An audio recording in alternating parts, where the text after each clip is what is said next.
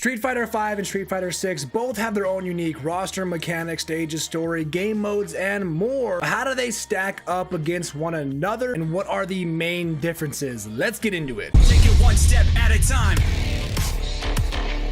As we get in there, my dudes, if you enjoy fighting game content, make sure to subscribe here for more because we have new videos Monday and Friday. So the first things I'm going to compare when it comes to Street Fighter 6 versus 5 itself are the core mechanics of the game. So as we all know, the biggest talking points is how the game runs and how their game works. And that's just any game, not just fighting games. For Street Fighter 5, they had a thing called V Trigger and V Skills, which was their version of, like, let's say supers or other special moves and such. So a V skill, for an example, think about it like Mortal Kombat 11. If you played that, you can adjust your special moves to your character and choose what special moves you wanted in like certain slots. Well, that's kind of like what a V skill was. So a V skill was just an extra move, an extra special ability you could give to your character. So in a way, it kind of changed the character itself, because like if you played Ken and you chose V skill 1, well, that's different than a Ken that chose V skill 2, and you as the opponent fighting those two different Kens, well, you're technically fighting two different characters. When the V meter is full, you can use your other quote-unquote trump card called the V trigger, and for many characters like Ryu, Chun-Li, for an example, the V trigger is a transformation to, let's say, a stronger mode, right? And for characters like Necalli, that transformation is extremely powerful and very permanent to the entire game. And for Nash, it was actually his main means of escape, and both Carrot and Bison also unlocked powerful new moves, and Ken's V trigger, for an example, allowed him to use a shuriken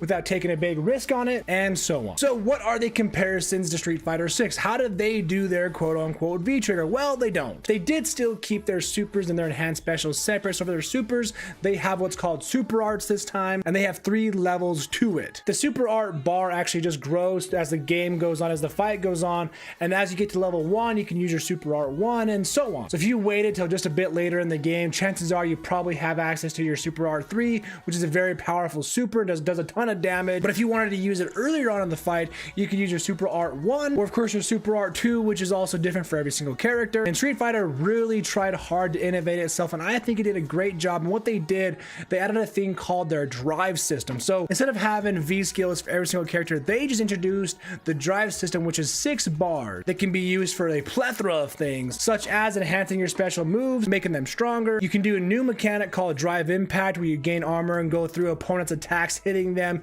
and then probably getting a free combo if hit, or getting yourself out of a corner. Drive parry, that allows you to take any hit and parry that move, including supers. Drive reversal, that allows you to turn the tables in a fight, and even drive rush, that allows you to dash super fast to your opponent and get in their face. There are just so many uses for the drive system, and the drive system is quite literally what defines Street Fighter 6 and what sets it apart from 5. And I'll tell you right now, the biggest difference between the two, besides the drive system, of course, is going to be the accessibility options that Street Fighter 6 has introduced in their new installment. And by new accessibility options, I mean that Street Fighter 6 has introduced a new control method, a new control input called modern controls, whereas Street Fighter 5 only had classic. And by classic, I mean quite literally their classic control input, which is the 6 attacks, you know, light, medium, heavy punch, light, medium, heavy kick. And Street Fighter 6, of course, still has their classic control input, but they wanted to bring in a new audience and appeal to new players. So they introduced a thing called the modern controls, where they took their 6 attack input method and broke it down to just 3 attacks, light, medium, heavy, that's it. And your special moves are actually combined and essentially binded to one single button. So your neutral special is a special move, but your forward special button is a different special move, your back, down, and so on. You have an assist button allowing you to hold that down, press your buttons, and get assisted combos off. It's a really beginner-friendly mechanic that helps new players understand the game and the character and kind of how the game works. Where again, Street Fighter 5 only had their classic control input, which to new player, to new beginner, can seem kind of intimidating and a little bit complex to get the hang of, especially compared to other fighting games. Going back to the actual core mechanics of the game, Street Fighter 5, when you enhanced a special move, it actually pulled from your super meter, so you didn't really want to do that a lot unless you just didn't want to use your supers. Or again, as in Street Fighter 6, they keep their bars separate, so their super is completely separate, whereas your enhanced special moves, if you want to use your drive meter, you can use that for that reason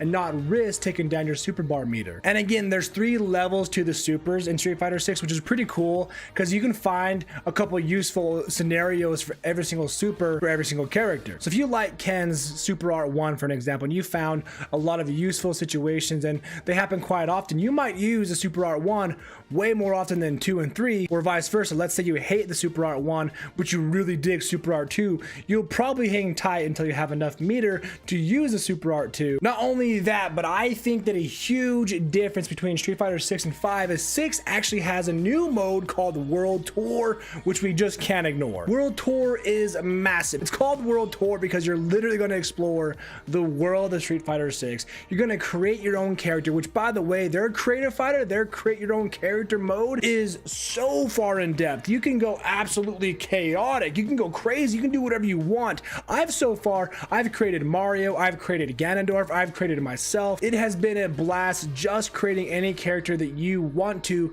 then going into the world of Street Fighter, walking around RPG style, dressing up how you want to dress, eating what you want to eat for your skill trees, learning from masters like Chun-Li and Ryu and others, taking their special moves and adding them to your own character, playing and fighting however you want. I can see plenty of people buying Street Fighter 6 and playing it strictly for World Tour and probably nothing else. That's how big I think World Tour is, and Street Fighter 5 just doesn't have that. Street Fighter 6 has, of course, updated their training mode, their online lobbies, they have rollback netcode now, they got crossplay, they have more in-depth character guides themselves so you can easily learn a character in the blink of an eye. They just took everything from Street Fighter 5, completely took it to the next level, added so much more, and again, some might argue that's not the best thing, and some might argue that it is, but I think it's great. Because Street Fighter 6 has dramatically changed their accessibility options and the core mechanics of their game, personally, I believe Street Fighter 6 is going to draw in a new audience of new players, which as a fighting game community fan, I absolutely love that idea. I really appreciate the fact that fighting games like Street Fighter 6 are thinking about new players